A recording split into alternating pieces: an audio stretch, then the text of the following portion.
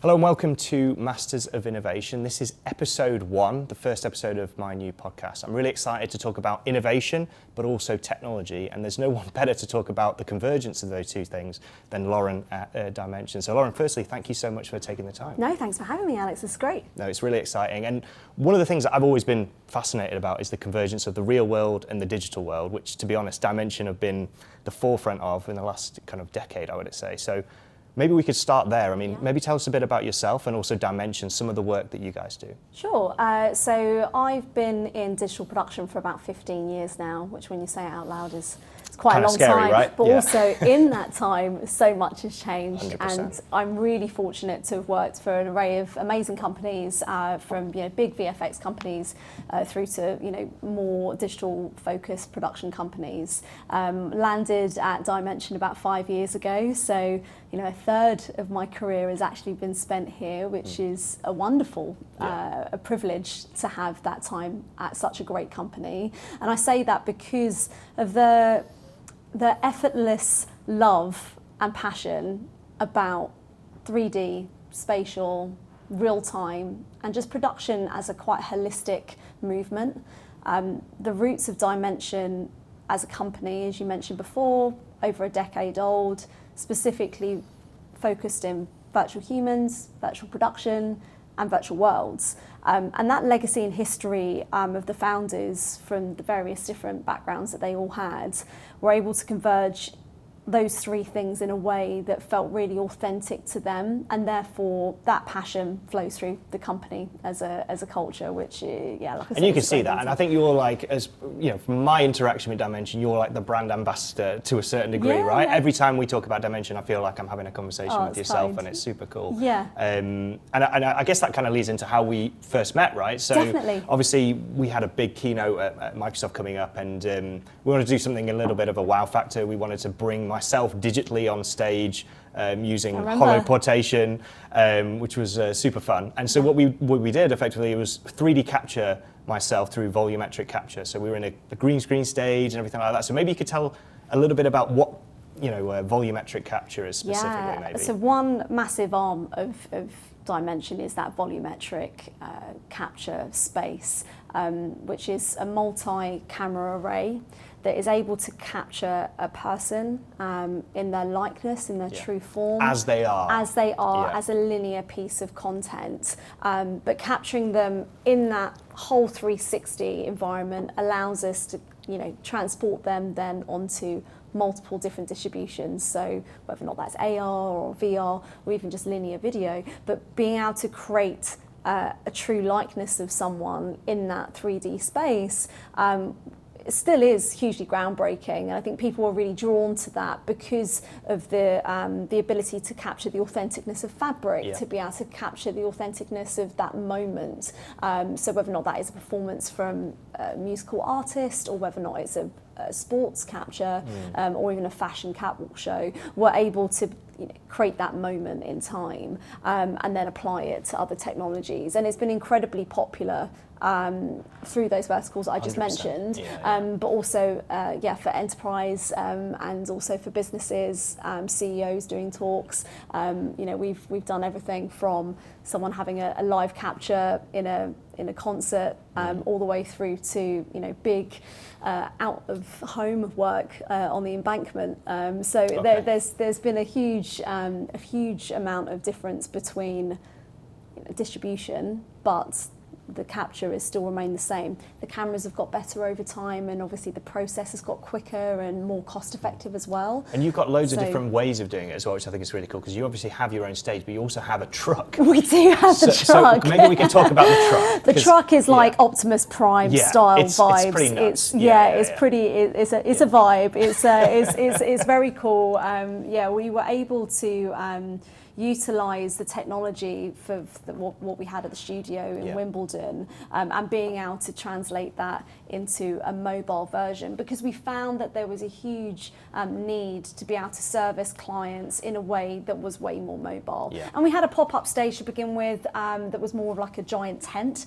We trialled that out at a few sports events with Sky, and it was really successful, but we really needed to control that environment even more so than just a kind of pop-up tent, which perhaps wasn't the best solution for every 100%, and and just in terms of logistics, it makes perfect sense. It can drive on regular roads, but when it arrives, I mean, it expands into a whole space. Huge. It's kind of nuts, and you can check it out on YouTube. It's a crazy piece of kit, but also most importantly for us, when it became apparent to capture people on scale, so whether or not that was crowds, like we've done for various different feature films, or episodical, where we had to capture a certain amount of extras or a certain amount of people from a football team or golfers that we've done for the Open, being able to capture people at speed has been incredibly important to us and to our clients, that we can do that, and we can drive to the location that they're at, most importantly. So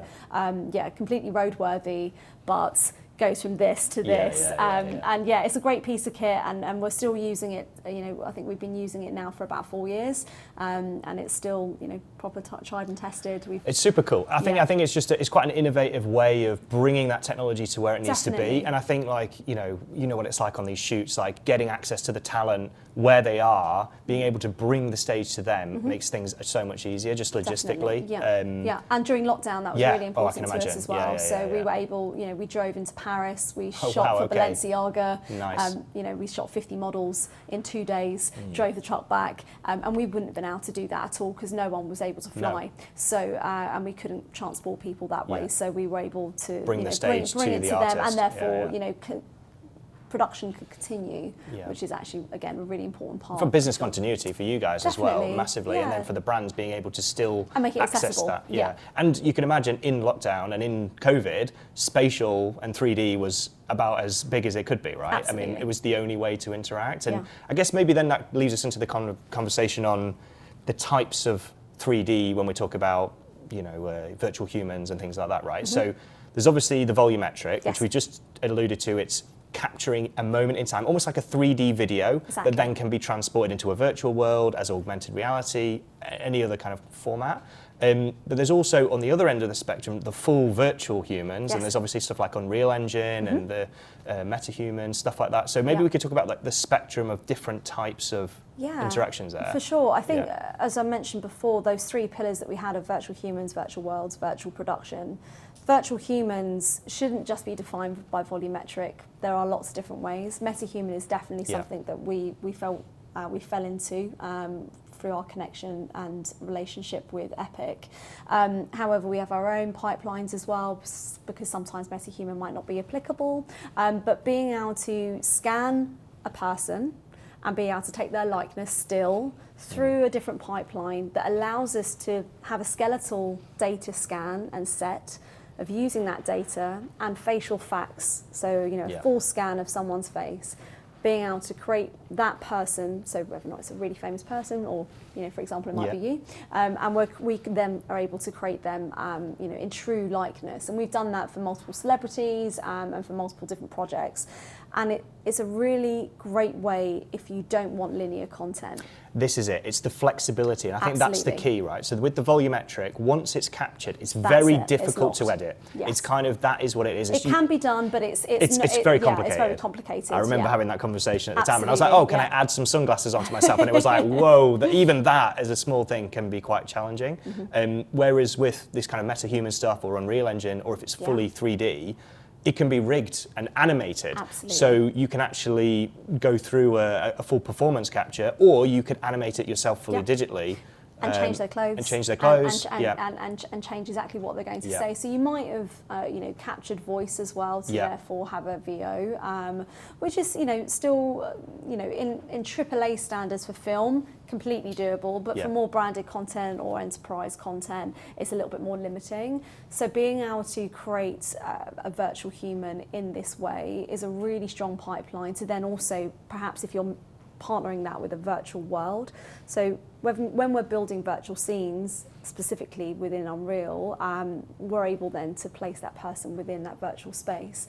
We're also able to put them into any kind of green screen environment as well if we're looking at films. So that ability to be able to carve out that pipeline as well as the volumetric is really useful for us because it's nice to have options for our clients. Amazing. So we've just talked about, the full volumetric, moment in time. There's obviously the digital humans and stuff like that, fully animatable and, like you said, customizable.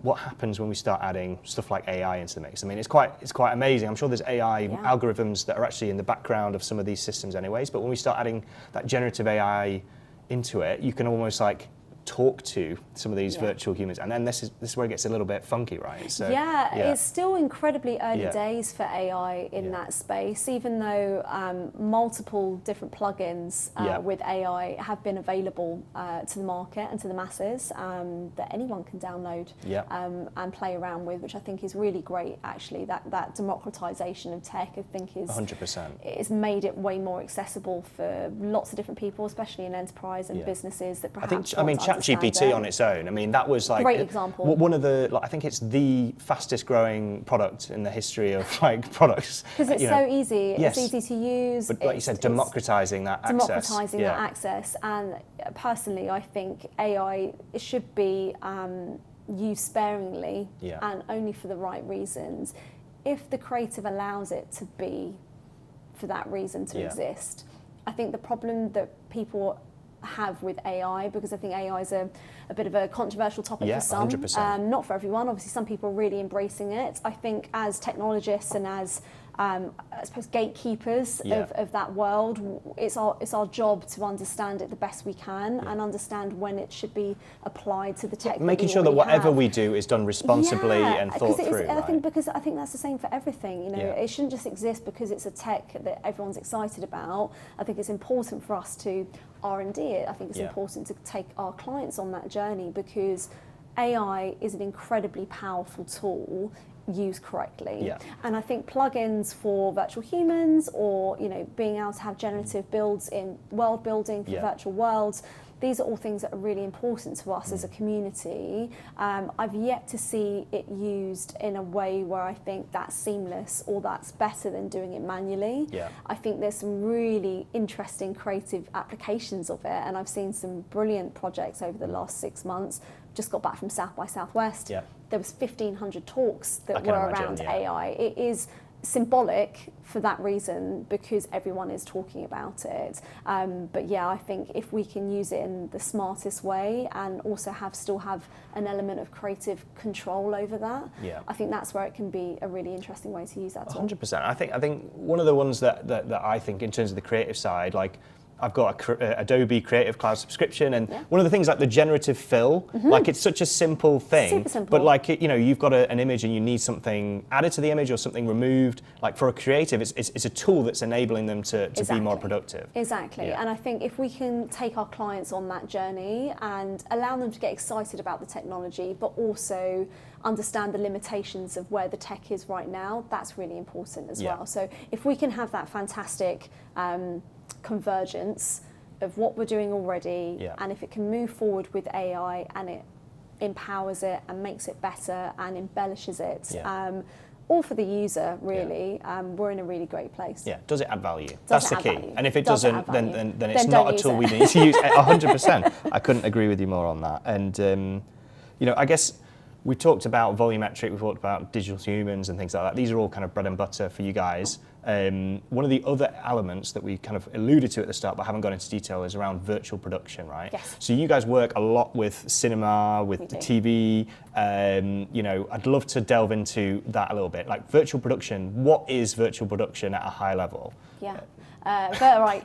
Virtual production is something for you. It's an umbrella term, isn't it? But right. I think that umbrella analogy is really important, and it's still really valid, because what it means to me and what it means to you and what it means to this person here is going to be completely different. I think our interpretation of virtual production, because it isn't a new term, we've been in virtual production probably for about 20 years, not as obviously as a company, but as an industry as a whole, we've been using these techniques. Disney have been trailblazing that way for a very long time. Various other production companies have been very forward focused and future focused to think about how this can be used for the right way, and how it's evolved over the last few years.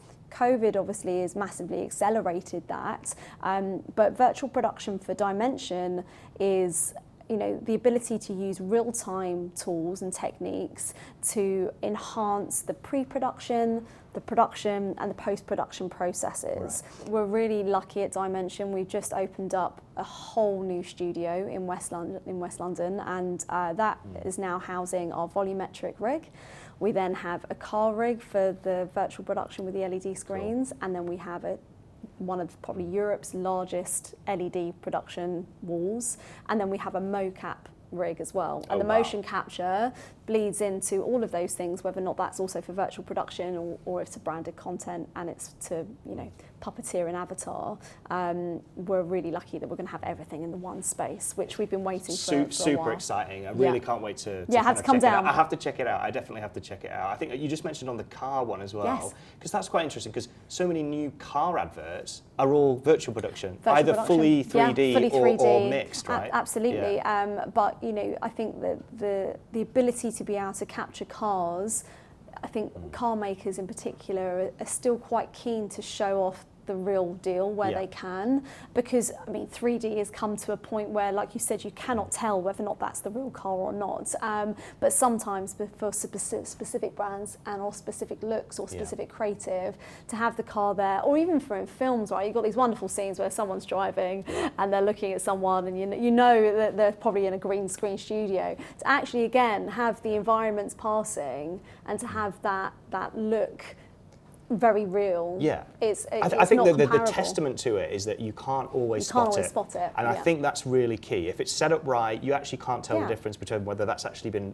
really shot on location or virtually. And if you're on a soundstage or you're filming, on the big LED volumes that we've got, being able to then jump into the car and do that scene in the same location is also obviously very beneficial for the filmmakers. Yeah, and so obviously, my background, obviously working at McLaren previously, in the design studio, they still are using clay models, right? I don't know what they're using now. It's been a while since I left. They still use clay, I believe. So it's unbelievable, and that's like an artistic craft. But even then, there's so much 3D modeling happening in any automotive manufacturer. You have to use that for CAD, all the way through the design process to actually production. Oh, for sure. And our 3D artists, we have I think now we have one of the largest 3D artist teams in the world. Wow. That are specifically based in real time. And these artists now, are so well versed in cars, people, environments, building making, and all of those things that come together. And I think it truly is in the artistry. 100%. That's when it comes down to, is it real or is it not? Well, it depends on how good the artist is. We're very lucky we've got a good bank of artists. Well, I was going to say, we talked about the clay model as they're 100% artist crafts, but the people that are doing the modelling, especially in Unreal and things like that, they are certified artists at the highest level. Oh, yeah, they are. Unbelievable. It's crazy. And I think one of the biggest changes we made at McLaren was when we started interacting with Unreal and that real time, and especially when, this is back when ray tracing was a new thing. That was a massive thing in terms of the way the lighting interacts and everything like that, and that just gets you to that much more realistic end product. And the training that goes into that and the upkeep, because actually, we've spoken about it during today's conversation and other conversations we've had. the ability to move at the speed of technology is a really tricky thing at the moment 100%. because there are so many new things, new programs, new versions of that program coming out very regularly. The training part of it is also so important. It's not just, you know, having someone that is very good on Unreal, you know, otherwise it's not really going to be enough to just have someone that just bases themselves in one skill set anymore. Our artists, you know, are full stack. Yeah. They have to be, and I think that's, you know, a testament to anyone that's coming through now in kind of the new generation. Yeah. They're not just ray tracers or back in my day it was like chroma keying and like working in After Effects and Maya. It's like one specific thing. You've got to be really good at this one thing, and actually it's not anymore. It used to be kind of jack of all trades, master of none. Actually, it isn't that anymore. No. It's about having a diverse wheelhouse to be able to bring that talent to and whatever it's hard to find the talent, right? It's super competitive. Hard. And the thing is with these skills is they're no longer niche skills. No. These are like, so many people need these for the different projects that they're working on. Yeah. And there's just a massive shortage. There's a huge shortage of it. And I think that also, COVID was really great for opening up Europe and Borders. The rest of the world. Yeah, absolutely. We've got incredible talent now that's global for that reason. I mean, we've always tried to hire from wherever we can, wherever the best talent is. But that was, you know, quite restrictive. But because of COVID, I'm not glad it happened by any means, but I'm glad that now we're able to work. The ways of working are changing. It's able to be more flexible. Yeah, 100%. And I think, you know, that offshore talent in terms of, especially with the 3D modelling and rigging, it's becoming quite standard almost in certain areas as well, right? Definitely. So you have a big team in the UK, but like you said, it's augmented by, you know, people. Oh, one of our leads, character artist, is based out in Spain, and he's nice. He's, you know, if for him, he would never have been able to work for a company like Dimension. So that's amazing that we're able to, you know, get some of these really great points of talent, and also keeping it diverse, and, you know, keeping us, you know, culturally grounded as well. I think it's one of those things that, you know, the best teams, the most high-performing teams, are ones that are geographically diverse and also completely culturally different. You get different ideas, different ways of looking at things. It's super, super exciting. You know, we touched on some of the industry kind of use cases, but maybe we probably could delve a little bit deeper. Yeah, for sure. Obviously, fashion, massive market for you guys. You've worked a lot with big brands. I think we mentioned Balenciaga as one. I mean, maybe we could start there. I mean, you know, fashion. What are brands coming to you asking for, and what are the sorts of things that you're up to? There's been a huge evolution in fashion. Fashion for me has always been cutting edge forever, because that's just how they sit, right? Whether or not that is high-end couture all the way through to how they've always adopted technology. And that's not just like one pocket or one area. You know, you have your Topshops, your Zara's, your H&M's, and then, you know, you have your Balenciagas and your Gucci's and, you know, your various other big brands, you know, super brands, if you will. And you think, oh, it's only ever the brands with the big money or the big budgets that are able to do something interesting. But actually, there's a wide range of different outputs that these companies are doing. And from a technology perspective, they've come to Dimension over the last 10 years because they've wanted to see a new application of technology. And I think that's what keeps fashion on the cutting edge of what's happening in our world and how we converge with them. Is they're looking at new ways to connect with their audiences, whether or not that's bringing people back into retail, whether or not that was connecting with them at home during times like COVID, whether or not it's bringing or transporting someone to, you know, a front row of a catwalk, or it's, you know, virtualizing their new showroom or their new collection somewhere. There's a huge wave. There's a whole spectrum of things that they might come to you what they might come to us for, and I think that's why, you know, fashion for us is a really important vertical, because, you know, it's virtual humans, it's virtual worlds, and as we edge closer to that optimum Web3 world that I think everyone's striving for, again, that democratisation of tech, you know, the ability to, you know, it used to be a closed network for high-end super brands. Don't come into my store unless you can afford something. Sure. Well, actually, you look at how Gucci is performed within Roblox, whether or not Balenciaga, you know, with their real-time activation that we help them with, H&M, you know, pop-up books. They are looking at transporting someone to a magical world and making them feel like they're part of the brand. and technology brings people closer to that generally, again, if the creative's good and it's been used in the most appropriate way. And I think that's why fashion's been really exciting for us as a vertical, because they allow us to show them what is technically possible and how do they bring people closer to them as a brand. 100%. I think that's what's really important. It's the connection between the brand and the individual. I think that's going to get stronger in this kind of digital age. You know, having a digital version of your own products. You know, you can see a real future where having a version of a digital pair of sneakers that will make you want to buy the real pair of sneakers. It's kind of a very natural link. I think people are getting connected to these digital things as much as they are physical items. Yeah, right? well, we've seen, you know, digital collectibles, you know, or NFTs.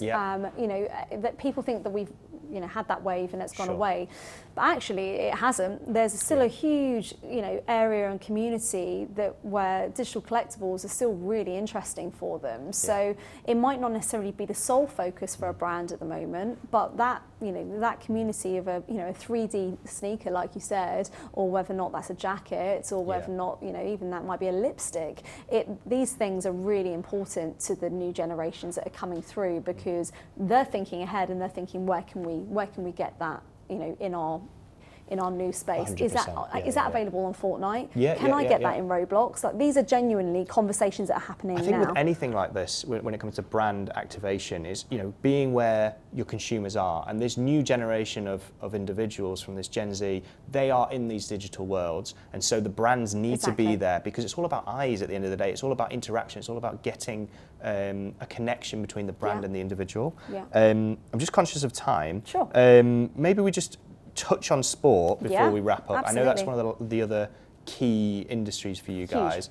You've done loads with the likes of Sky Sports and others. Maybe you could tell us a little bit about that. I mean, obviously the volumetric side, you're capturing, you know, sports people. I know you had, you know, I think Lewis Hamilton. We did have Lewis in most recently. I think the ability to transcend fandom with technology is really a huge market for lots of people in our industry, not just Dimension, but our community is really excited about the parallels between bringing people closer to the action. You mentioned about Sky Sports. We've done that for the golfers again 5 years ago, 4 years ago. We did that with Sky Sports of, you know, capturing the golfers for the Open and being able to replay shots and swings in great analysis, seeing them from every angle, and those moments in time almost seemed like natural. When people were going, I mean, the fans were going crazy for it, but it just seemed like such a natural evolution for broadcast, and it was really great to see the applications of virtual humans in that way, because again, it's not just about I want to meet, you know, Rory McIlroy. You're not going to just meet your heroes, but you're actually getting some value out of it. We talked about value before on that proposition, but then you fast forward to now. You know, F1 are looking at how they can engage with their fans better, trackside and also at home. You know, there's no surprise that Drive to Survive as a program has accelerated the excitement around F1. So therefore, how can you digitize that version? Is that a track in your living room, being able to watch, you know, Lewis, you know, race around the track? Mercedes are obviously a big part of that as a team, and the experience that we created for them was one that was viewed at kind of trackside, as well as something that could be viewed at home in web AR. And so therefore those abilities to transcend your heroes or sport to a way where you can have that moment in time is brilliant. And I hope that we're going to see more of that with spatial. You know, we haven't really touched on headsets too much. Not really, no. But I think if I was to put kind of a sticker, you know, on something, my stake would be that spatial isn't just something that's a fad. We've seen the curve of VR and how that's played out. We know how much Meta have invested into Quest, and obviously prior to that being Oculus. You can see the 10-year bell curve that's been there. It's been an incredible success, and Quest 3 has been an amazing tool for lots of different applications. Now Apple have joined that party with the AVP. That now is another application where content can be viewed. And they're exploring this concept of like 3D video and sport and things like that. You know, in the pandemic, I was watching Arsenal play football virtually in 360 on the Sky Worlds app. And people were doing it, and because that mass adoption of headsets, which we've all kind of been waiting for a while, therefore content's being created. Gucci have just created a new documentary piece for the AVP. I think that went live last week. The NBA have a fantastic app on Quest and also on AVP as well. So there is definitely, I think, an appetite from the brands to accelerate in this space because they know that's where the eyes are going to be. Yeah, it's the next iteration, right? It's the next interaction, and I think that these brands are very aware that they need to be ahead of the curve when it comes to this sort of thing. So it's super exciting. I'm really excited myself to kind of get more into this sort of thing. So I guess that, you know, wrapping up, you know, what's next, right? What's the, you know, we've talked a lot about the kind of, it sounds like futuristic to everyone, but it's actually what's achievable today. Is there anything that's top of mind in terms of what's coming that, you know, the audience probably should be aware of? I think it's going to be just an acceleration of everything that we've spoken about today. Where technology lives in its infancy and as it evolves, we're at a point now, a bit of a cutting edge point, where technology is massively outpaced a lot of things and they're waiting for consumers to pick up. I think we're at a really great point where the next 5 to 10 years is all of the understanding that we've seen with the AR adoption, because I feel like now that's a pretty solid bet. I think most people, if you gave them a QR code, they'd know what to do with it and therefore launch an AR experience, and it'd be almost second nature to them, almost like surfing the web, to be honest. So that kind of bleeding edge between Web 2.0 and Web 3.0, I think that's where I'm excited about, is this next 5 to 10 year stretch, not too much far in the future, but the next version of Apple Vision Pro, the next version of the Quest, and the ability for people to experience new and exciting things in spatial. I think spatial design and spatial experiences, whether or not that's in retail, or whether or not that's at home, or whether or not that's in a showroom, or whether or not that is from a medical perspective, it's going to touch every industry, and that's when we know it's a serious game. 100%, and I think, you know, just on that, I think, you know, the meta strategy I love, because it's, you know, your Quest is here today and it's the virtual reality and mixed reality, and then you've obviously got the Ray-Ban Luxottica partnership, right? So very small but not got the mixed reality capability. It's very clear to me that those eventually will be one device, and I think that it will almost become ubiquitous to a point where we think, oh well, I can't remember living without a pair of glasses where I could have augmented reality and bring my friends into the room digitally. All of this sort of thing is 100% on the roadmap.